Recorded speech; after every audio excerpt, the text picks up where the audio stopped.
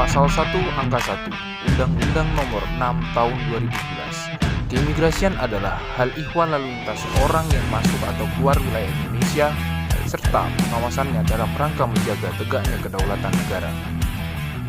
Dalam rangka menjaga kedaulatan negara, imigrasi adalah garda terdepan, khususnya dalam pengawasan keimigrasian.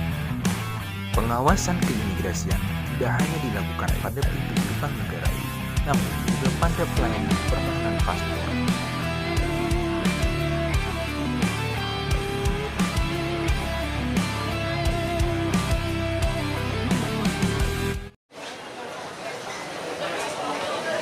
Kantor Imigrasi Jember mencatat 400 lebih pemohon paspor di kantor Imigrasi Jember ditolak, menyusul kecurigaan petugas imigrasi yang mensinyalir jika pemohon paspor tersebut akan bekerja ke luar negeri secara ilegal. Sebab dalam sesi wawancara dan kelengkapan administrasi, pemohon tidak dapat memberi kejelasan pasti tujuan ke luar negeri berikut data diri yang benar dan tak melengkapi data administrasi dari kantor Disnaker Trans Jember jika mereka akan bekerja ke luar negeri. Karena kejanggalan itulah, tidak ada alasan lain bagi kantor Imigrasi Jember untuk menolak pemohon paspor yang dianggap bermasalah itu. Apalagi saat ini sistem pembuatan paspor secara online. Sehingga dipastikan jika data administrasi yang diajukan kepada kantor imigrasi oleh pemohon tidak lengkap, dipastikan mereka bakal ditolak. Kami melakukan penundaan pemberian paspor terhadap 400 sekian orang itu tadi. Kami hanya meminta kelengkapan persyaratan. Kalau yang bersangkutan pada saat dilakukan wawancara mengaku akan bekerja, tentunya kita akan minta persyaratan yang telah ditentukan, yaitu rekomendasi dari Disnaker. Kantor Imigrasi Jember melayani pemohon paspor untuk area Jember, Bondowoso, Situbondo, Banyuwangi, Lumajang, dan juga Probolinggo.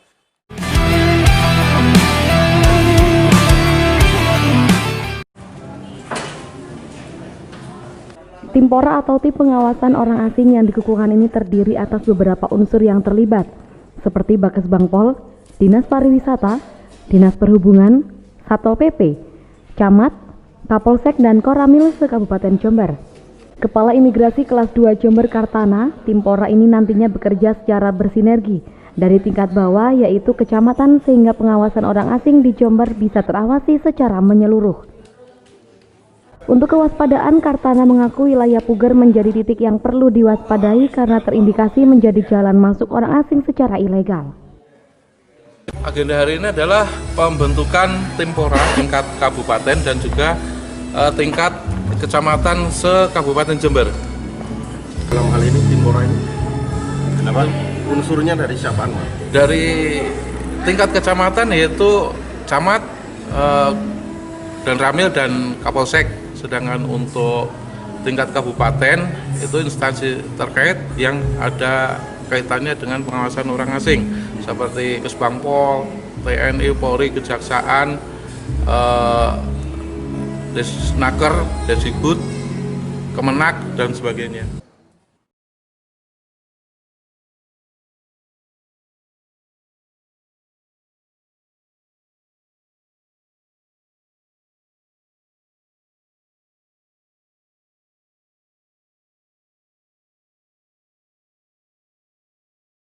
Berdasarkan kecurigaan pihak imigrasi dengan gerak-gerik RBA yang kebingungan saat membuat paspor di kantor imigrasi Jember setelah petugas menanyakan kelengkapan persyaratan data diri.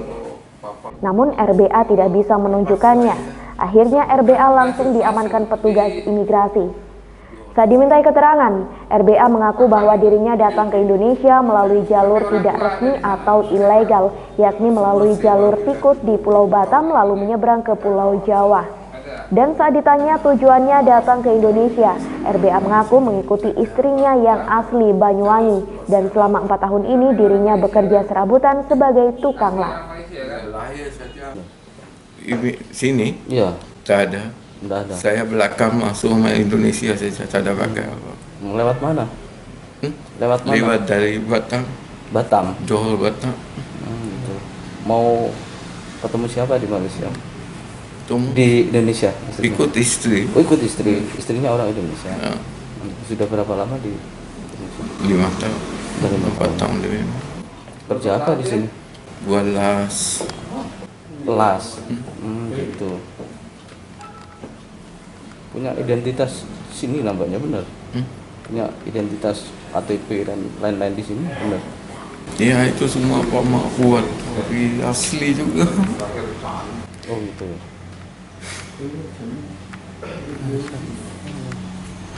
Dalam proses penyelidikan dan pendalaman terkait tujuan maupun aktivitas apa saja saat berada di Indonesia, bila mana pihak keluarga tidak bisa menunjukkan surat-surat, RBA akan dideportasi ke tempat asalnya di Malaysia.